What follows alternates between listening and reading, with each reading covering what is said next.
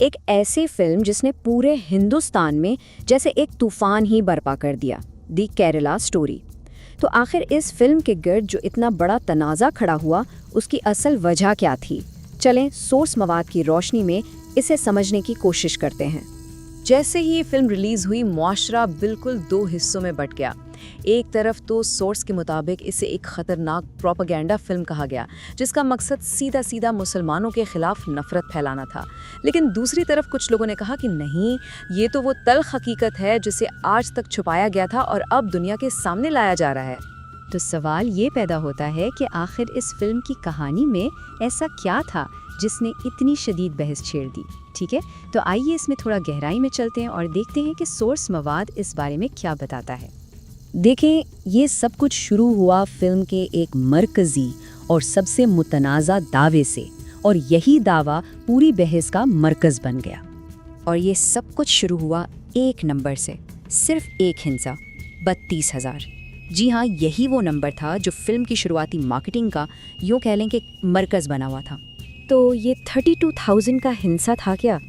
Film کے trailer نے یہ دعویٰ کیا کہ کیرلا سے اتنی لڑکیوں کو، یعنی 32,000 لڑکیوں کو محبت یا پیسے کا جھانسا دے کر پہلے ان کا مذہب تبدیل کروایا گیا اور پھر انہیں شدت پسند تنظیم داعش میں بھرتی کر لیا گیا۔ سورس کے مطابق فلم میں یہ دکھایا گیا کہ یہ سارا کام ایک خاص منصوبے کے تحت ہوتا تھا، یعنی پہلے لڑکیوں کو جذباتی طور پر قابو کیا جاتا، پھر ان کا مذہب تبدیل کروا دیا جاتا اور آخر میں انہیں شدت پسند تنظیموں کا حصہ بنا دیا جاتا تھا۔ فلم کے اس دعوے کے بعد معاملہ صرف سنیما گھروں تک نہیں رکا، بلکہ یہ عدالتوں، سڑکوں اور سیاسی گلیاروں تک جا پہنچا۔ تو قانونی محاذ پر کیا ہوا؟ جب فلم بنانے والوں سے کہا گیا کہ بھائی اپنے اس دعوے کو ثابت کریں، تو یہاں سے صورتحال نے ایک ڈرامیٹک موڑ لیا۔ یہاں سے معاملہ بہت دلچسپ ہو جاتا ہے۔ جب یہ کیس کیرلا کی عدالت میں پہنچا تو جج نے فلم بنانے والوں سے ایک سیدھا سوال کیا، یہ جو 32,000 کا دعویٰ ہے، اس کا ثبوت کہاں ہے؟ سورس کے مطابق اس سوال کے جواب میں وہاں مکمل خاموشی چھا گئی۔ تو پھر نتیجہ کیا نکلا؟ ہوا یہ کہ فلم بنانے والوں کو نہ صرف اپنے سارے پروموشنل مواد سے یہ 32,000 والا دعویٰ ہٹانا پڑا، بلکہ فلم کے شروع میں باقاعدہ یہ لکھ کر دینا پڑا کہ یہ کہانی مکمل طور پر فرضی ہے اور اس کا حقیقت سے کوئی لینا دینا نہیں ہے۔ لیکن اس کے باوجود تنازع ختم نہیں ہوا۔ پورے ہندوستان میں، خاص طور پر کیرلا، تمل ناڈو اور مغربی بنگال میں شدید احتجاج ہوئے۔ مغربی بنگال کی حکومت نے تو امن و امان کے خدشات پر فلم پر پابندی بھی لگا دی، حالانکہ بعد میں سپریم کورٹ نے آزادی اظہار کا حوالہ دیتے ہوئے اس پابندی کو ختم کر دیا تھا۔ تو یہاں سوال یہ پیدا ہوتا ہے کہ اس سارے تنازع کے پیچھے آخر محرکات کیا تھے؟ سورس کے مطابق اس کی وجوہات سیاسی بھی تھیں اور مالی بھی۔ اگر مالی طور پر دیکھیں تو یہ فلم ایک بہت بڑی کامیابی تھی۔ سوچیں، صرف 15 کروڑ روپے کے بجٹ سے بنی اس فلم نے دنیا بھر میں 300 کروڑ روپے سے بھی زیادہ کی کمائی کی۔ یہ اس کی تجارتی کامیابی کو صاف ظاہر کرتا ہے۔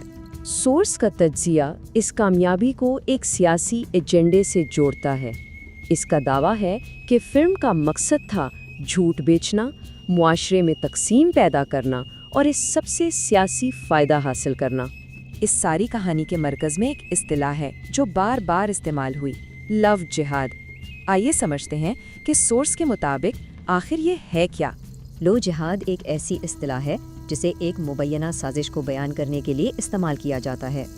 الزام یہ ہے کہ مسلمان مرد جان بوجھ کر غیر مسلم خواتین کو محبت کے جال میں پھنساتے ہیں تاکہ ان کا مذہب تبدیل کروا سکیں۔ سورس میں موجود رپورٹس کے مطابق یہ اصطلاح کوئی نئی نہیں ہے، بلکہ پہلی بار 2009 کے آس پاس ہندوستان میں سامنے آئی اور تب سے اسے سیاسی اور میڈیا کی گفتگو میں مسلسل استعمال کیا جا رہا ہے۔ اب اس نظریے کے جواب میں سورس مسلم کمیونٹی کا موقف بھی سامنے رکھتا ہے، جو اسلام کے ایک بنیادی اصول پر مبنی ہے، لا اکراہ فی الدین، یعنی دین میں کوئی زبردستی نہیں ہے۔ ان کے مطابق کسی کو بھی زبردستی مسلمان بنانا اسلام کے اصولوں کے سخت خلاف ہے۔ اور آخر میں یہ پورا تنازع ہمیں ایک بنیادی سوال پر لا کر کھڑا کر دیتا ہے۔ جب کوئی کہانی سچائی کا دعویٰ کرتی ہے تو فن کی حد کہاں ختم ہوتی ہے اور پروپیگنڈے کا دائرہ کہاں سے شروع ہو جاتا ہے؟